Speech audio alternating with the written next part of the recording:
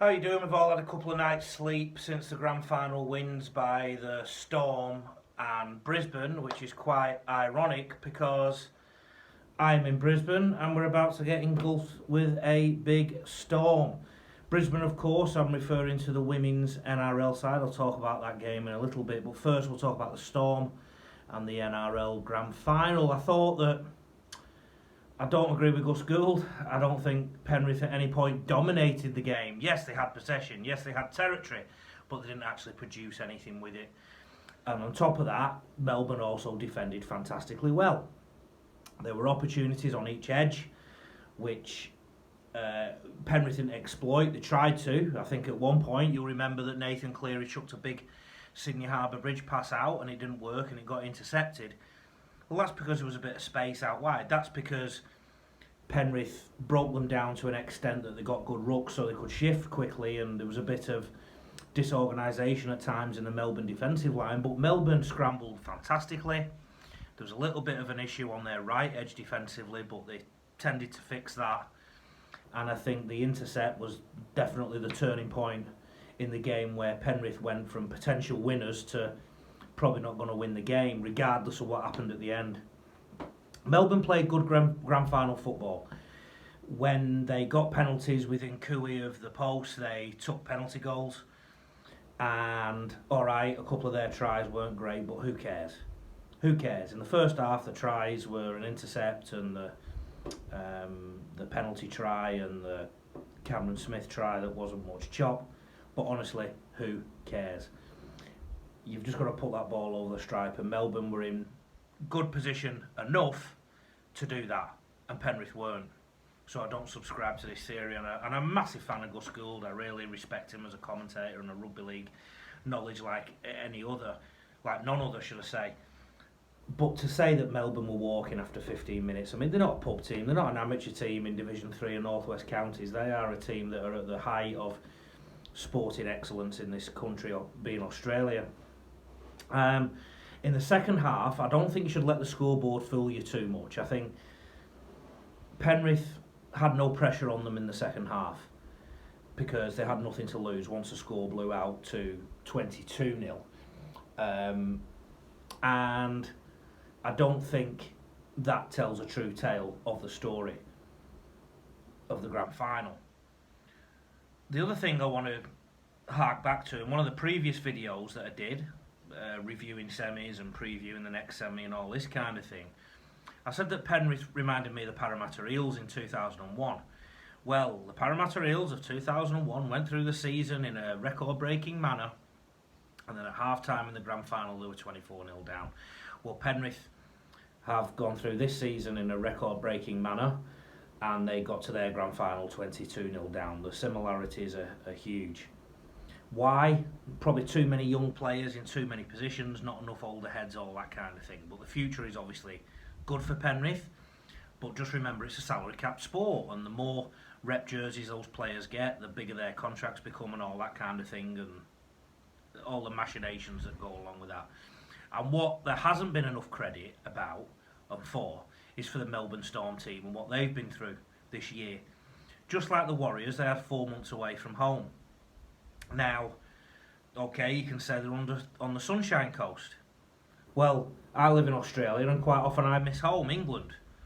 I miss the north of England, and who wouldn't swap the north of England for the coast or the warm cities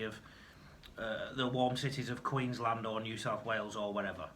Home is home, and a lot of those Melbourne players will have been missing home and missing family members, and we're in a bubble for 4 months.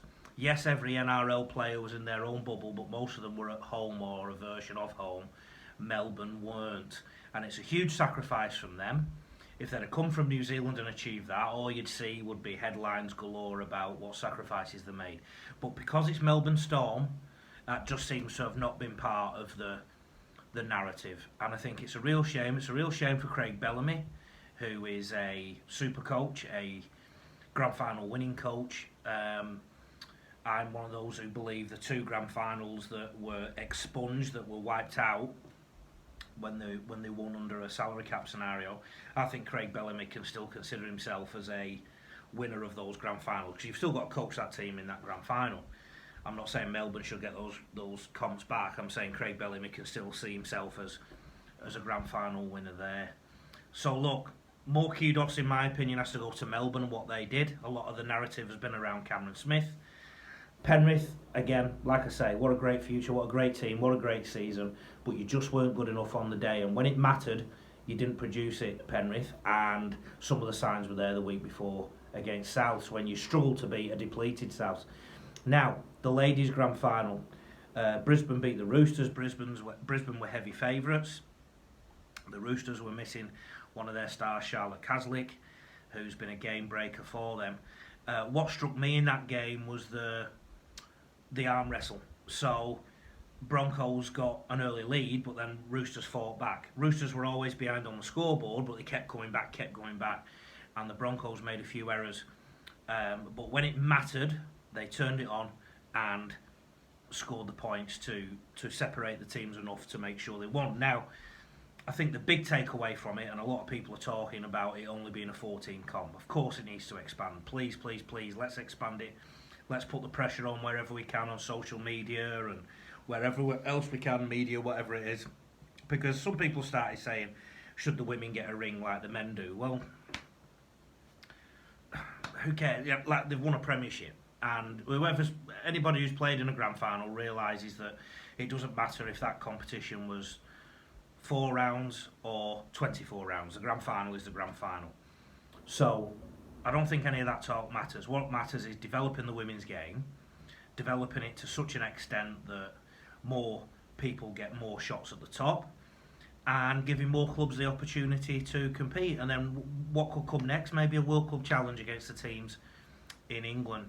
There's a lot of conjecture at the minute around potentially changing the Super League playoff format, because not everybody has played everybody and all this kind of thing because of COVID. I think that's a great idea if it can be looked at and agreed. Expand the playoffs and give everybody a chance.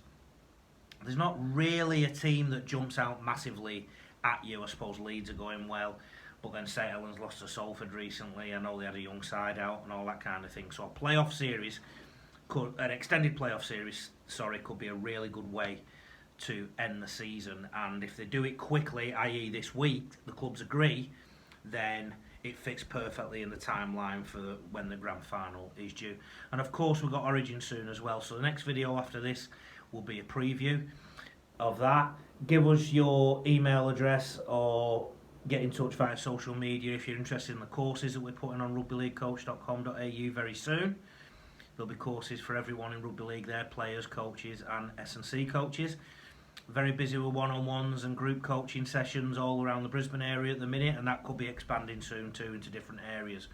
Virtually every night out doing something, and it's just getting bigger and bigger. So thank you for your followings, for your likes, for your shares and your memberships and your custom.